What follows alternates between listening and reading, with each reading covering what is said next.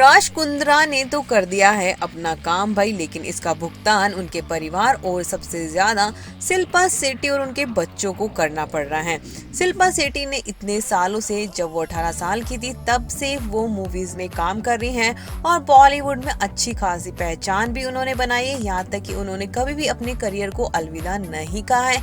किसी न किसी तरह से वो प्रोफेशनल रही और हमेशा काम करती रही है। वो कभी भी घर पर नहीं बैठी रही। और अब इतनी मेहनत के बाद जब उनके पति की वजह से उन पर बहुत ही बड़े इल्जाम लग रहे हैं, उनकी इज्जत धूल में मिला दी गई है, यहाँ तक कि उनके काफी प्रोजेक्ट्स उनके हाथ से चले गए हैं। जिस शो की वो जज बनी हुई थी उस शो से भी उन्हें बाहर कर दिया गया है कुछ दिनों के लिए। और कहा जा रहा है कि जब तक केस चलेगा तब तक उन्हें इससे शो से बाहर ही रहना पड़ेगा। यानी कि लगभग 2 से 3 करोड़ का उनको झटका लगा है।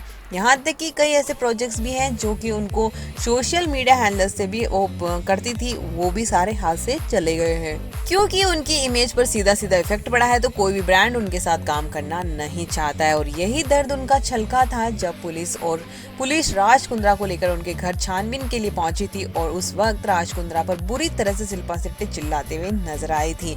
लेकिन केस और भी ज्यादा कॉम्प्लिकेटेड तब हो गया जब राज कुंद्रा और शिल्पा शेट्टी का दोनों का ही एक जॉइंट अकाउंट सामने आया है जिसमें पैसे भी थे और उनको इसका जॉइंट अकाउंट में उनकी कितना पैसा का लेन देन हो रहा था, इसकी खबर तो शिल्पा शेट्टी को हो ही सकती है। यही चीजें सब सामने आ रही हैं। अब देखना है कि शिल्पा शेट्टी को कितना और नुकसान भुगतना पड़ सकता है, क्योंकि ये केस तो इतनी जल्दी सोल्व होने से रहा और भी काफी जो इनके प्रोजेक्ट्स थे वो भी इनके हाथ से चले गए हैं। और अभी तो शिल्पा शेट्टी को कोई क्लीन चिट नहीं मिली है, इस वजह से भी उनके साथ कोई भी ब्रांड जुड़ना नहीं चाहता है।